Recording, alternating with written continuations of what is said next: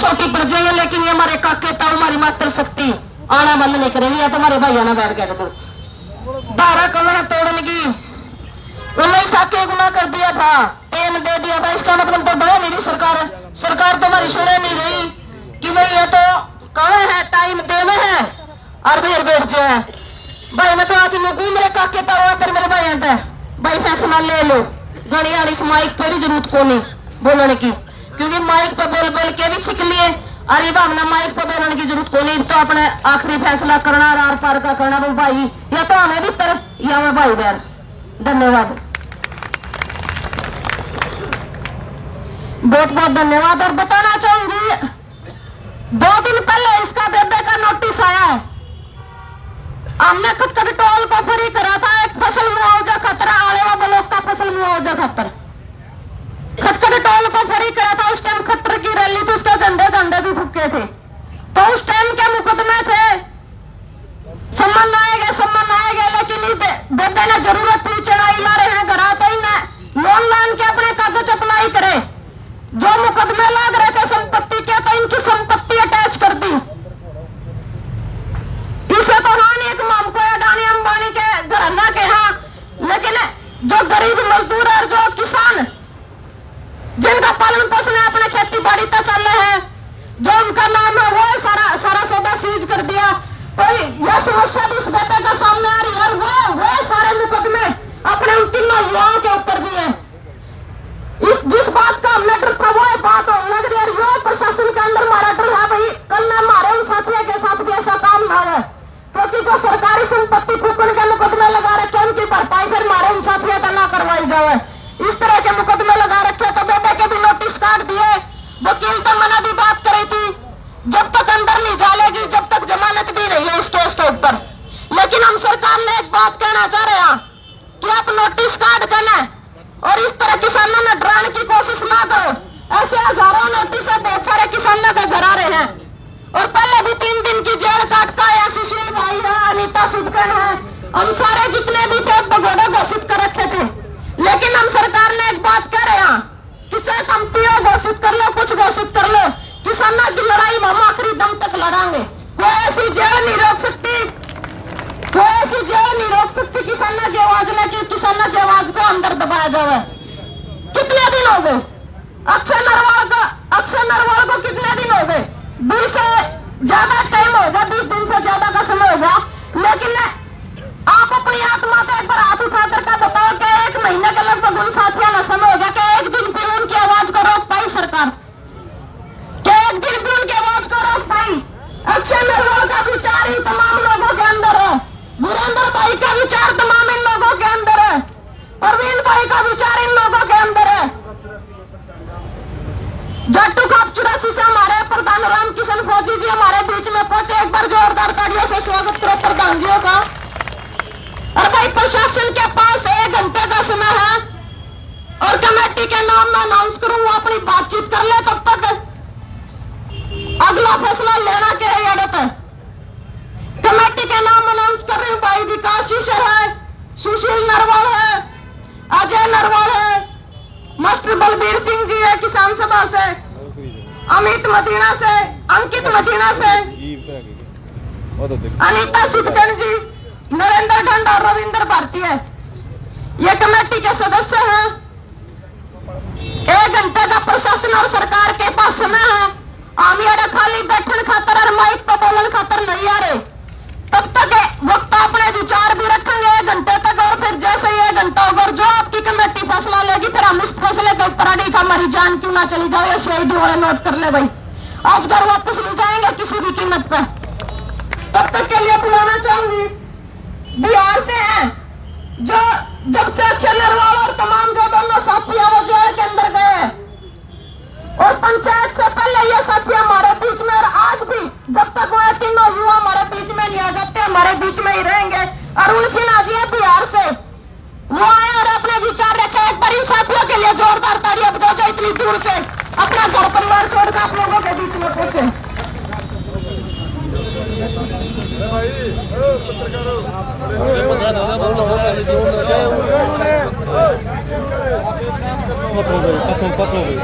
पत्थर भाई वक्ता को यहाँ बुला लो, आप वक्ता को यहाँ गाड़ी के सामने बुला लो। आप पीछे आ जाओ, है ना? आप पीछे आ जाओ। आज की धरना और सभा की सदारत कर रहे हैं वक्ता को यहाँ खड़े करो। प्रियंका बहन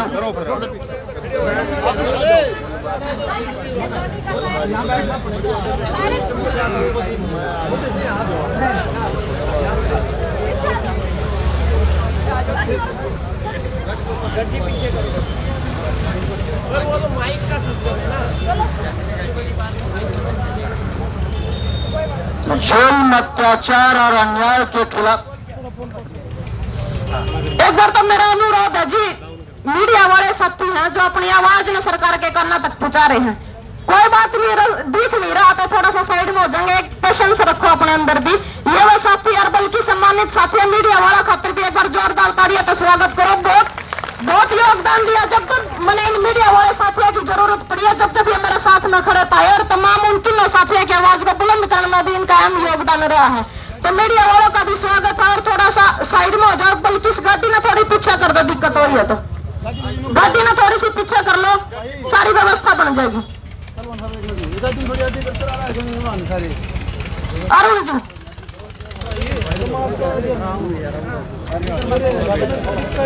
आज की धरना और धरार सभा की सदारत कर रहे हैं प्रियंका और हरियाणा के तमाम बहादुर भाइयों और बहनों जो जुल्म, अत्याचार और अन्याय के खिलाफ लड़ रहे हैं। मैं सबसे पहले अपनी ओर से बिहारी कृषि परिवार बिहार के प्रधान की हैसियत से और बिहार के मजदूरों, किसानों और ग्रामीणों की ओर से आप तमाम लोगों का स्वागत करते हैं, सलाम करते हैं, अभिनंदन करते हैं। दोस्तों, हमारे सामने में जो सवाल है, उस सवाल पर मैं सबसे पहले तो ये कहना चाहता हूं कि हमारे जो निर्दोष निहत्थे साथी जिनके ऊपर में 307 का मुकदमा और दूसरा फर्जी मुकदमा करके उनको जेल के अंदर में बंद करके रखा है, इस संबंध में हम जिंद के एसपी से पूछना चाहते हैं कि जिन साथियों के पास कोई लाठी नहीं, कोई डंडा नहीं, कोई भाला नहीं, कोई गलासा नहीं, कोई पत्थर नहीं, जो निहत्थे हैं, वो कैसे आपके राइफल, स्टोन गन और कुछ जो एसटीएम है जिंद का, उसकी सुरक्षा में राइफलधारी पहरेदार को मारने की कोशिश कर रहे हैं। यह इस बात का सबूत है कि जिंद की पुलिस, हरियाणा की पुलिस एकदम डरपोक और निकलनी है। कोई भी पुलिस जिसके अंदर में हथियार है और वह डरता है निहत्थों से, तो यह बात हम सारे लोगों को समझने की जरूरत है। दूसरी बात ये इनको याद दिलाना चाहता हूं कि भगत सिंह, सुखदेव और राजगुरु को जेल में बंद करने का खामियाजा उस वक्त के जो हुकूमत थे उसने देखा है। मैं याद दिलाना चाहता हूं जिंद के एसपी को, हरियाणा की पुलिस को, भारत सरकार को और हरियाणा सरकार को कि जिस तरह से भगत सिंह, सुखदेव और राजगुरु को गिरफ्तार करके जेल में बंद करने वाले, उड़ियात्मा देने वाले का जो हश्र हुआ है, वही हश्र अक्षय का सवाल हो, प्रवीण का सवाल हो, वीरेंद्र का सवाल हो या दूसरे 50 साथी निर्दोष जिनको जेल के अंदर में बंद किया गया है, उनके ऊपर किए गए हर जुल्म का हिसाब ये हरियाणा सरकार और भारत सरकार को गद्दी से हटा करके होगा। ये बात मैं आपको कहना चाहता हूं। दोस्तों, जब भी कानून की बात आती है, जिंद का एसपी बोलेगा कि शांति व्यवस्था का सवाल है। मैं पूछना चाहता हूं जिंद के एसपी से, किस शांति की तुम बात करते हो? भारत के संविधान में इस बात की आज भी चर्चा है कि कोई भी नागरिक देश के एक हिस्से से दूसरे हिस्से में जा सकता है, लेकिन हरियाणा की पुलिस, हरियाणा की सरकार ने जिन सड़कों को जो जाम करके रखा है, दीवार खड़ी कर रखी है, कटीले तार लगा रखे हैं, लोहे की कील लगा रखी रही है, सड़कें खोली जा रही है। हम हरियाणा की सरकार से, भारत की सरकार से, हरियाणा की पुलिस से, खास तौर से जिंद के एसपी से ये पूछना चाहते हैं कि संविधान में भारत के एक हिस्से के नागरिक को दूसरे हिस्से में जाने का जो अधिकार है, क्या संविधान का संशोधन हो गया है? क्या ये अधिकार बंद हो गया है?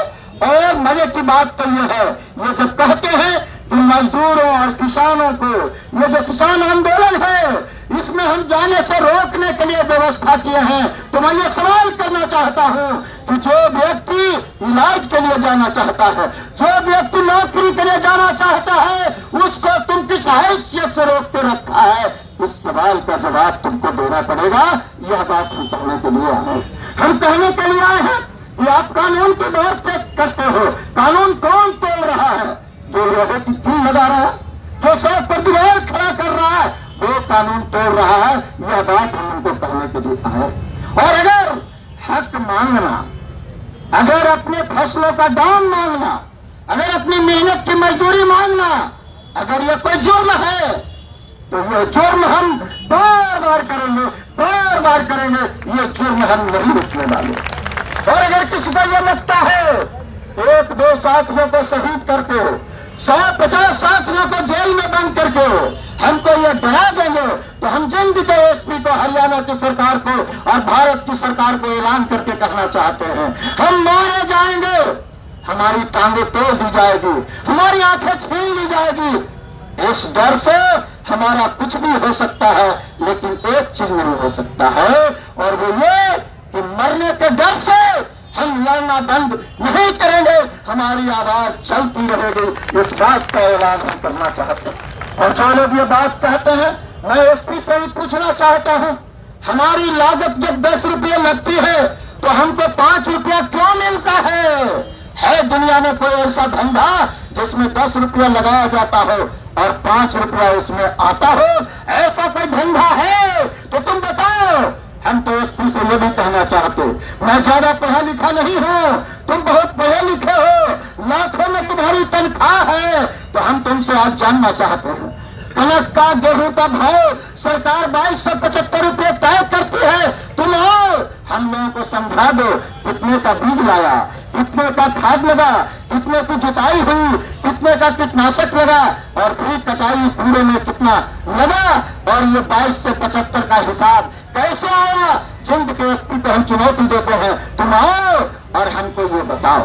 लेकिन हम जैसे ही ये सवाल करते हैं, ये पढ़े लिखे लोग बोलते हैं कि इतना दाम क्यों मांगते हो, तो क्या मैं पूछ सकता हूं कि एसपी तुम्हारी तनख्वाह लाखों में क्यों होनी चाहिए?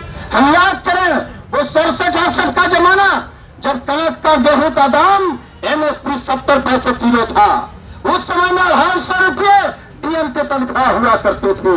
आज 250 रुपया 1400 गुना बढ़ के 3.5 लाख के ऊपर चला गया।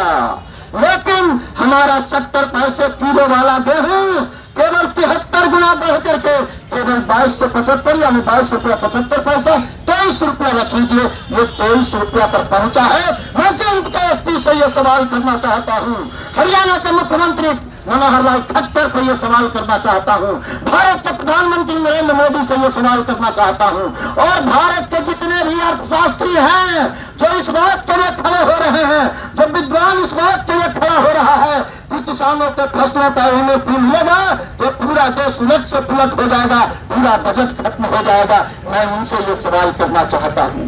और इस सवाल के जवाब में मैं आप साथियों को बताना चाहता हूं, ये सारा का सारा बतौला है कि अगर एमएसपी पर गारंटी का कानून बनेगा तो पूरा बजट, कोई कहता है 18 लाख करोड़, कोई कुछ बोल रहा है, लेकिन एक बहुत साधारण सी चीज है। और वो साधारण सी चीज क्या है कि अगर मसूर का दाम 10,000 रुपया क्विंटल तय कर दिया जाए तो सरकार को कुछ नहीं करना, सारा मसूर खरीदने की जरूरत नहीं है, वो केवल खड़ा हो जाए कि भाई कोई नहीं खरीदेगा तो हम 10,000 रुपये क्विंटल खरीद लेंगे। केवल एक ही बात करनी है, और दूसरा जो काम करना है कि चोर दरवाजे से विदेश से जो मसूर मंगाता है उसको बंद कर दो। ये 2 काम केवल करो, उसके बाद तुम 2 काम कर सकते हो, सारा मसूर किसानों से खरीद लो और 1 क्विंटल पर 10 रुपया जोड़ करके जो मसूर के दाल का मिल चलाता है उसको बेच दो, जरूरत पड़े तो एक्सपोर्ट कर दो, तो तुमको एक नया पैसा इसमें खर्च नहीं आएगा। और दूसरा कि अगर इम्पोर्ट का रास्ता बंद हो जाए और फसलों के दाम की गारंटी का कानून बन जाए तो बस तो जो ही दाल का कारखाना चलाना होगा उसको उसी तय रेट पर खरीदना पड़ेगा और किसी को कोई नुकसान नहीं होगा। मैं वक्त को ध्यान में रखते हुए केवल एक बात कह करके अपनी बात समाप्त करना चाहता।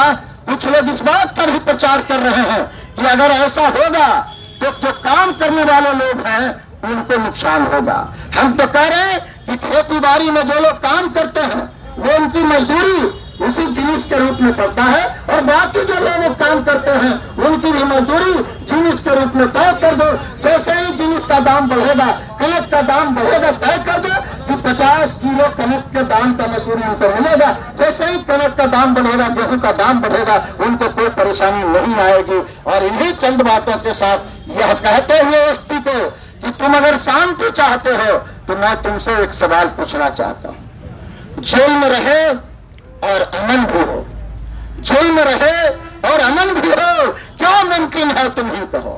तुम जेल में एक तरफ करोगे और तुम शांति भी चाहोगे, ये दोनों चीज नहीं हो सकती है।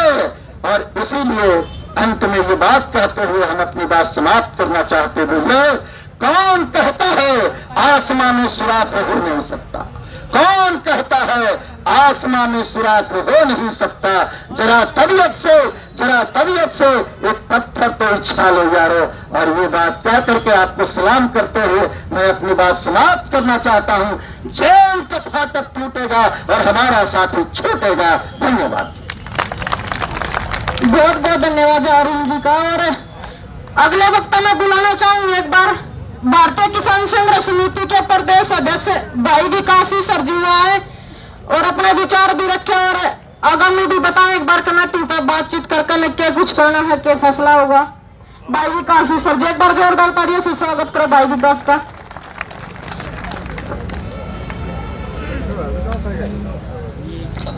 आदरणीय बुजुर्गों, नौजवान साथियों, सबसे पहले तो सामने बैठी मेरी माता बहन, सबसे पहले तो हाथ जोड़ के राम राम। और जो भाई खड़े हुए भी बैठ जाओ आके न, आ जाओ, सूत्रे लागो में मिले हैं।